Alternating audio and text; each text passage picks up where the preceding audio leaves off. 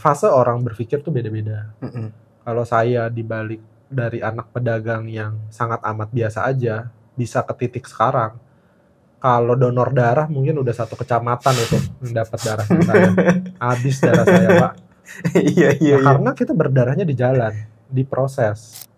Karena tabungannya pasti juga nggak lebih dari 100-200 ribu juta Oh iya. tabungan sekeluarga, karena dia lumayan struggling buat dapetin ini gitu loh. Tapi ketika kalian ada di keluarga ini, otomatis kalian harus menjauhi keluarga kalian dulu.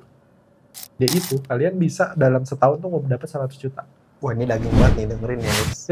Welcome to Pikiran Si Boy. Hari ini kita akan ngebahas satu hal yang menurut kita penting lewat Pikiran Si Boy. Masih sama Michael George. Hello. Hari ini kita mau bahas apa, Kak? Kita hari ini bakal bahas ilmu teknis mungkin kau ya. Teknis ya? Teknis. Boleh. Gimana caranya mencapai 100 juta pertama? Oke. Bagus. Udah. Terus? Oke, kita mulai dengan swab test. Ini mungkin ada 2 swab test. Yang pertama, pedagang atau karyawan? Pedagang atau karyawan pedagang? Kedua, active income, passive income? Active income. Gampang.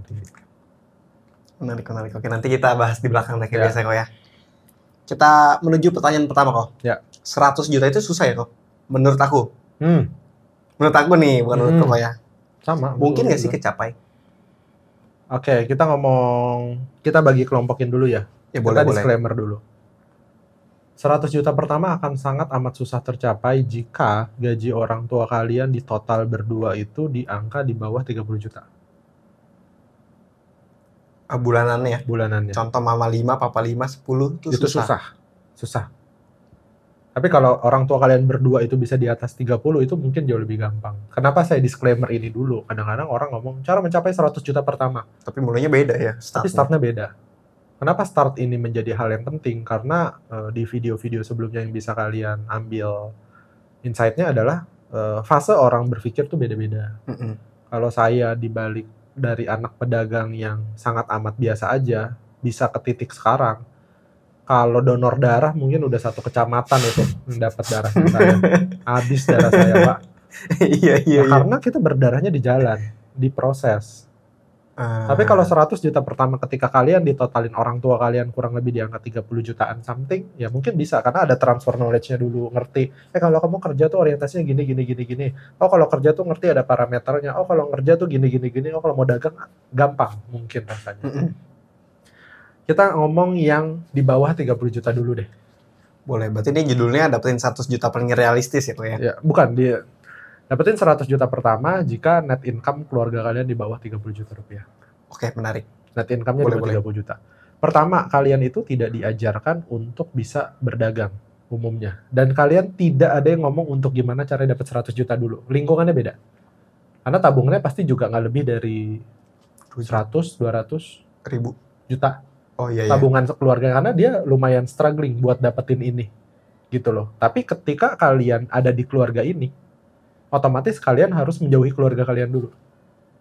Menjauhi keluarga kita Iya, dulu? karena mindsetnya beda. Oh, boleh jelasin lebih detail? Ketika kalian bilang, "Ma, aku mau cari 100 juta bersama," amin. Udah, cuci piring lu lah sana. Iya. Karena nggak realistis. Tampaknya jauh. Jauh. Karena mereka berdua aja ditambahin nggak sampai 30, sepertiganya juga enggak. Tapi kalau misalnya sudah jauh, jangan dideketin approach-nya mindset mereka ke kalian nggak dapet. Oke. Bukan menjauhi secara sikap kita sebagai anak orang tua, tapi menjauhi secara mental set. Bukan saya yang ngerjain ini doang, tapi Deddy Corbuzier pun ngerjain ini. Orang tuanya pekerja, kalau nggak salah pekerja bank deh atau apa gitu. Iya, manajer apa gitu ya. Akhirnya dia bilang, gue nggak bisa kalau gede bayar orang tua gue nggak ngerti gitu loh. Cari orang di sekitar kalian yang sekeluarganya net income-nya lebih gede dari kalian. Orang deket, om, tante, apa. Arahnya tuh kayak kalian ngelihat mereka punya fundamental dulu kayak apa. Contoh, kalian bisa ketemu, lihat kehidupan sehari-harinya gitu. Iya, entah lihat kehidupan sehari-hari atau ngobrol sama mereka. Ngobrol aja bener. Om, aku pengen deh kayak keluarga om. gimana ya om cara aku bisa dapat 100 juta pertama? Dia nggak akan ngetawain kamu sebagai kalian yang tolol, tapi dia akan ngetawain, ya elah kamu masih lama, paling dibilang gitu. Yang penting kerja dulu yang bener. Bukan ngerendahin tuh ya, bukan, beda ya. Bukan, karena dia sudah achieve, dan dia ngelihat ini anak ambisius juga. Kita tahu keluarganya kayak apa.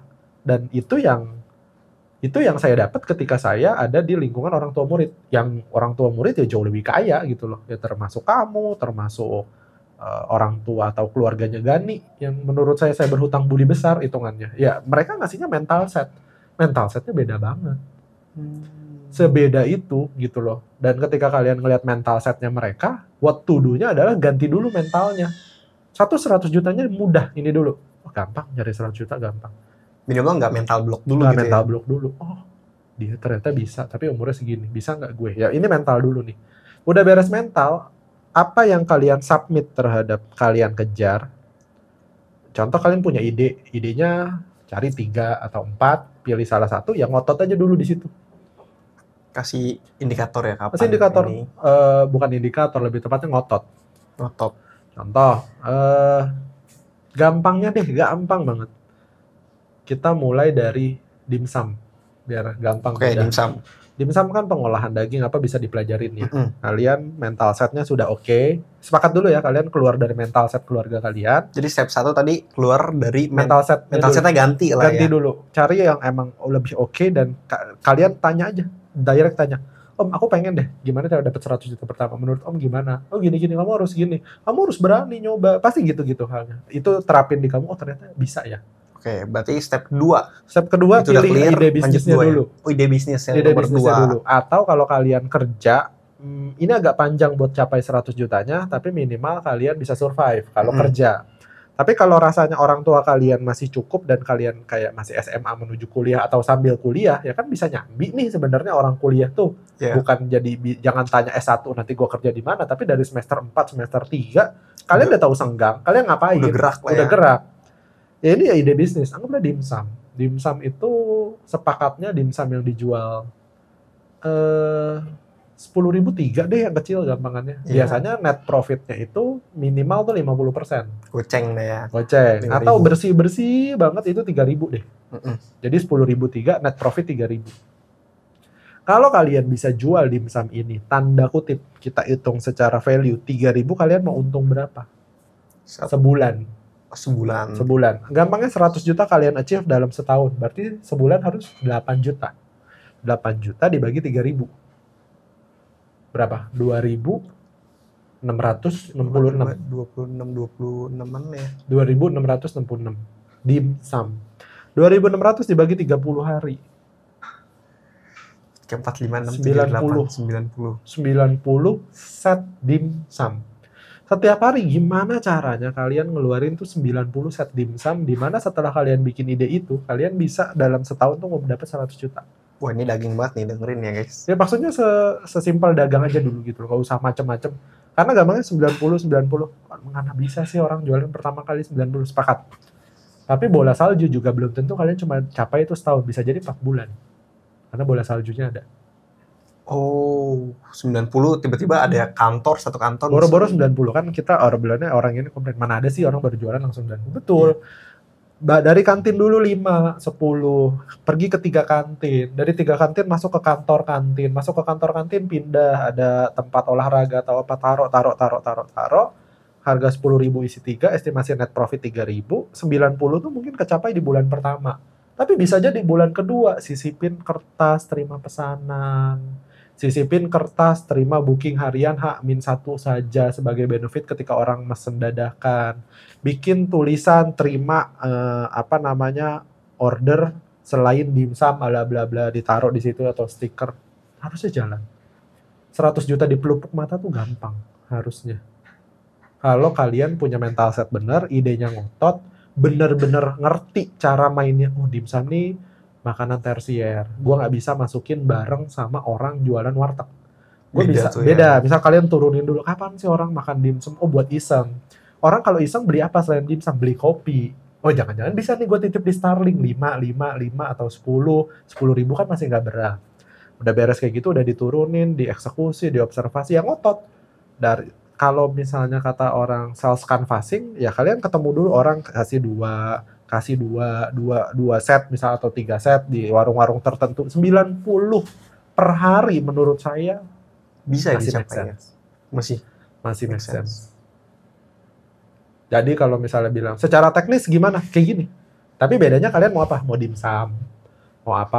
Tapi harus scalable ya. Kalau kalian bilang, gue mau jadi tukang tambal ban, nah ini nggak scalable. Susah tuh ya. Susah, nggak scalable. Tapi itu nunggu orang datang kok ya? Ya, atau nunggu orang badannya kempes. Dan ini agak repot. Atau jualan peti mati, ini yang lebih parah lagi, ini yang lebih susah lagi. Iya. Tapi kan tambal marginnya ya. Apa? Peti mati. Iya, tapi maksudnya jauh. Terhadap apa yang mau dicapai itu jauh. Tapi dasarnya adalah cari hal yang scalable menurut kita. Bisa kalian fokusin, ngotot, ganti mental set, 100 juta itu gampang. Setahun lah. Kalau misalnya kalian ngerti mainnya, fokus, harusnya bisa. Belum lagi ditambah sama gaji reguleran ya. Tadi ceritanya gaji reguler ini sampingan. Jadi kan orang kuliah. Oh, ini orang kuliah. Ini orang kuliah. Gede banget lah segitu ya. Iya kan 100 juta nyari setahun. Ini kan orang kuliah yang dia semester 3, semester 4, ini nggak ngomong jalur kerja atau jalur bisnis. Tapi lagi kuliah mau capai 100 juta biar dari kita sedari muda tuh ngelihat uang 100 juta, bisa ya. Coba deh cari 200, coba deh cari 300. Sampai akhirnya 1. Betul, yang salah adalah kalian merasa kalian dapat kerja susah, buat dapetin gaji 4 juta susah. Nah, 4 juta ini rasanya berat sekali. Betul. Jadi mental setnya beda. Nggak nyari duit 4 juta, padahal coba hitung 4 juta dibagi 3.000, berapa? 1.1300-an ya? 300. 1.300 piece berapa? Sebulan 30 hari, sehari berapa? 43 set dimsum yang kita ceritain tadi, yang ceban-ceban. Cuma jualan 43 kalau kamu nongkrong di pasar atau di depan stasiun bareng tukang gorengan. Betul. Benar betul. Ya. Stasiun itu secara tukang gorengan, kalau kamu nggak percaya obrolan ini, kamu ke stasiun terdekat, tongkrongin nih. Abangnya subuh deh, misal jam 4 pagi itu belum ada abang-abang. Ntar mulai ada tukang somai, tukang gorengan, tukang Starling, ntar kan mulai datang. Kamu nongkrong setiap hari satu gantian. Itu berapa omsetnya dia? Saya bukan ngajarin gimana caranya kamu ngelirik omsetnya orang. Bukan. Tapi kamu ngelihat kans itu nggak jauh di pelupuk mata. Tapi deket loh, sedekat itu loh sama peluang gitu loh. Kamu lihat tuh tukang gorengan omsetnya berapa. Bang gorengan goceng, bang gorengan cebang, bang gorengan. Ada orang beli gorengan 20.000 ya kan terkaget. Ternyata buat teman kantornya.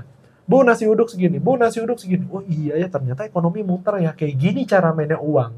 Ditukarnya sama value. Gue bisa jualan apa. Tapi minimal kalian dapat insight-nya nggak di rumah doang. Atau nggak cuma nongkrong sama teman kalian. Gue pengen bikin ide nih. Gue pengen bikin sarung tangan yang bisa apa misalnya. Gue pengen bikin apa. Nggak usah. Cek aja. Di mana ekonomi berputar? Di tempat orang dagang. Jual, beli, itu ekonomi itu muter. Kalian ya akan ada di situ dan lihat gitu loh seberapa gedenya omset. Entah omset tukang dagang, entah omset tukang sayur, entah omset warteg, entah omset apa. Ya kalian bisa lihat atau face the problem gitu loh. Waktu saya ngajarin atau kita sharing sama Michael, ya hampir kita bikin namanya nasi putih ya. Yang beberes. Karena sesimpel itu, dagang tuh ya belum dikerjain aja sekarang. Kebetulan. Tapi kita nggak jauh gitu loh.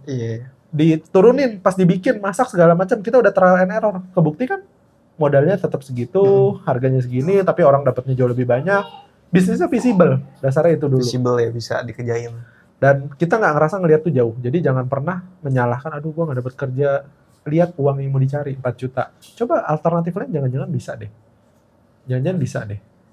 Nggak harus apa yang kalian mau tuh yang jadi kenyataan, jangan-jangan belum tentu.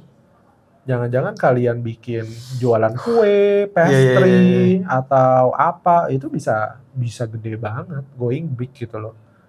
Bener-bener bootstrap lah kata orang. Itu dimanapun kalian ya, kalau mau di kota kayak, mau di daerah kayak, bisa pasti ada. Tapi bedanya nominalnya aja. Gorengan di kota tuh 10.000 5, karena udah 2.000-an. Kalau gorengan di pinggiran tuh 10.000 6. Jauh lagi 10.000 bisa 7 mungkin. Ya ini kuantitinya aja beda. Tapi intinya bisa dicapai, bisa banget. Banyak orang daerah yang hebat-hebat kok. Iya. Gitu. Visible menurut saya. Teknis banget ini. Ya ini teknis kan? Ini teknis banget. Kan kita ngomongin teknis tadi awal. Ya ini teknis banget. Kalau jadi karyawan kok, UMR, 100 juta agak 100 juta untuk jadi karyawan UMR berat-berat karena sudah ada waktu yang diblok terhadap pekerjaan yang digaji. Kalau nggak mau ya jadi side hustle. Oke, berarti kan dari jam 9 sampai jam 6 tuh Jam 8 baru pulang kerja. Iya, jam 8 sampai jam 5 atau jam 9 sampai jam 6. Tinggal side hustle ini pasti terbatas ketika tenaga dan waktunya habis. Paling 2 jam 3 jam ya. Betul, tapi di pertengahan itu bisa nggak ada kemungkinan misalnya kita nitipin lontong di warung. Gitu pergi kerja. Betul, atau kita bikin just tip uduk buat di kantor. Atau kita bawa kerupuk buat kantin kantor. Tapi buat achieve 100 juta sama orang kantor, dia kalah di waktu dan tenaga, jujur. Udah di time blocknya udah bisa dipakai itu ya waktunya. Karena itu memang kalian dibayar untuk waktu itu gitu loh. Tapi setelah itu kalian mau berkreasi lagi, kalian akan butuh waktu lagi. Gitu. Kalau misal kalian by passion jadi content creator juga masih menarik. Kalian konten apa segala macam. Ketika waktunya tiba kalian bisa dapat endorse, ya itu juga bagian dari. Dengan effort yang nggak jauh lebih besar dibanding orang dagang sama effortnya, ya mungkin kalian bisa, contoh kalian accounting yang hebat, ya kalian bikin konten bagaimana cara meminimalisir resiko kesalahan dalam mengetik. Satu, kalian pastikan dulu, itu bisa aja. Tadi sebenarnya nih aku ada pertanyaan. Kalau Koko nggak punya modal uang sama sekali, apa yang dilakuin? Ternyata udah jawab tadi ya, yang dimsum. Kalau nggak punya uang sama sekali. Iya dong. Kan itu yang dulu waktu saya main agregator atau pengadaan barang itu nggak ada modal, Pak. Saya terima sablon, terima apa. Duitnya nggak ada modal. Duitnya di depan, DP dulu 20%, kita belanjain.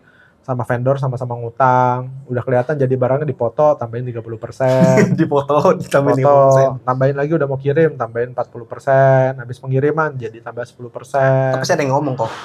Lu kan enak, channelnya banyak. Ya udah, lu memang gak enak. Hah? Ya udah, lu memang gak enak. Gitu amat. Ya nggak apa-apa dong. Cari berarti kalau nggak ada ini ya. Nggak usah. Nanti orang yang punya semangat nggak punya jack kan, biarin aja. Oh ya udah, santai aja, nggak apa-apa. Nggak apa-apa kalau kalian dengerin ini aja, nggak apa-apa ya, dengerin aja. Dengerin aja gitu. It's okay. Kalian kesel dengerin nggak apa-apa. It's okay. Karena nggak untuk semua orang. Video ini nggak untuk semua orang. Apinya tuh nggak bisa. Kalau apinya itu sudah kebencian, apinya itu keserakahan, apinya itu maunya jadi keyboard warrior atau pengennya dilampiasin aja apinya. Keyboard warrior. Iya, intinya menghina orang adalah nafas kehidupannya dia, ya nggak apa-apa. Siapa tahu dia kenyang, siapa tahu dia happy. Memang tugas dia adalah perwakilan Tuhan untuk mengirimkan setan di dunia nyata misalnya. Ya kan nggak ada masalah juga. Oke.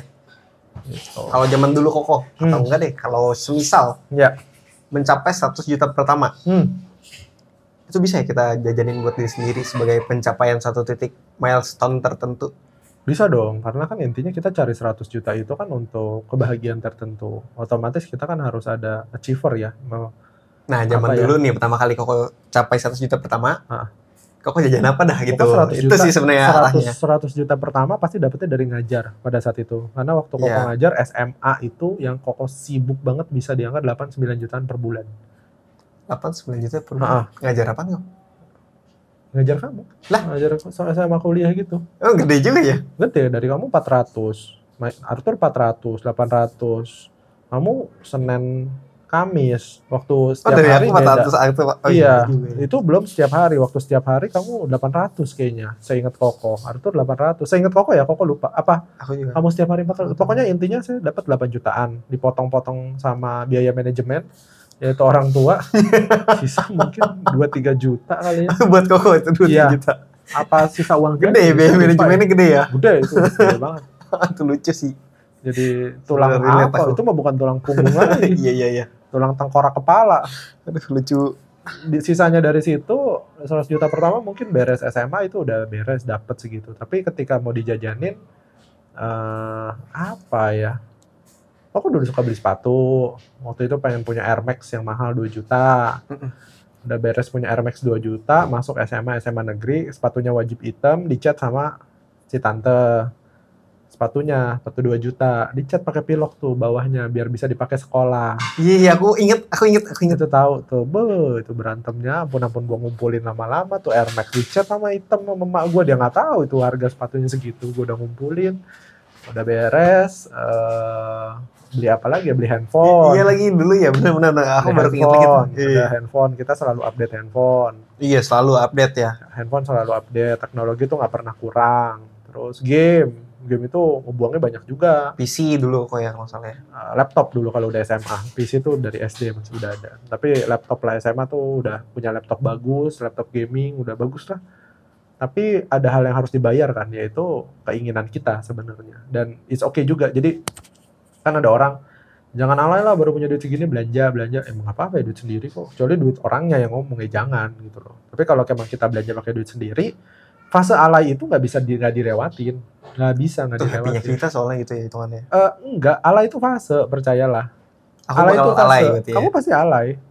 Kamu kan pernah ada foto dari atas, terus say cheese atau say peace, atau kalian di fase-fase sekarang masih suka foto nunjuk langit, atau kalian di foto-foto sekarang, apa ya, adalah fase alay tertentu, bukan karena generasinya, tapi alay itu memang fase narsis, fase cari jati diri, fase cari pasangan, kayak orang musim kawin kan, rusak punya tanduknya panjang dan itu kan apa cancer ya itu kan kankernya dia biar nggak mudah dia kawin sebenarnya. Tapi kan menarik gitu lah, itu fase, it's okay. Kalian punya uang ada fase alay beli barang apa segala macem, fase alaynya apa, it's okay. Kalau tadi kan kita ngomongin kalau udah di 100 jutanya di rekening 100, kok jajan apa? Nggak bisa biasanya kayak gitu. Nggak ada orang. Itu kan waktu itu kan kok masih ngumpulin perjalanan. 100 juta pertama tuh bukan berarti diisi rekening kita 100. Biasanya akumulatif. Ketika kamu sudah dari 0 punya pemasukan 2 juta, 3 juta, 7 juta per bulan, 15 juta, 20 juta, itu pasti biaya hidup naik. Iya. Kasih orang tuanya naik. Motor jelek dikit ditendang ganti baru. Kan egonya naik. Iya lagi, bener-bener. Kan egonya naik. Sepatu nggak rusak ditusuk sama pisau. Oh kagak aku itu mah. Ya intinya ada ego yang naik. Setelah ada ego yang naik, cost kita naik, nggak kerasa ternyata 100 juta pertama tuh udah di-achieve. Gitu. Karena orang yang jualan dimsum tadi, kita ngomongin dia deh. Ketika dia sudah bisa achieve di 7 juta sebulan, tinggal masalah waktu ya. Tinggal dia ngasih tahu kemasannya dibagusin, dia lebih merawat diri, sabun yang udah batang dikucek, ini enggak beli sabun yang dipam. Ya. Ya ini kan ada fasenya. Jadi nggak ada orang 100 juta pertama uangnya tuh bulat 100 juta, biasanya jarang banget. Jarang sekali. Karena biasanya sambil dia bikin bertumbuh sambil dia bikin happy dirinya dengan belanja, dengan cara menghargai dirinya lebih. Itu kan sebenarnya bukan buat orang lain ya, tapi kebetulan lagi ada Instagram, rasanya kita tuh flexing atau menyombongkan diri. Padahal kalau nggak ada Instagram dulu juga orang belanja gitu loh. Tapi bedanya dia nggak show ke orang lain, ke orang terdekat pun betul. Dan nggak salah juga untuk membahagiakan diri sendiri ketika kalian ada uangnya. Ini. Udah, sepertinya udah 20 menit lebih kok. Udah ya? Hari ini kita ngebahas tentang 100 juta pertama dengan orang tua di bawah apa tadi? 100 juta pertama dengan estimasi equity orang tua kalian, net income-nya di bawah 30 juta sebulan. Kenapa harus dipisahin? Karena percayalah, yang kalian lihat di internet tuh fasenya beda.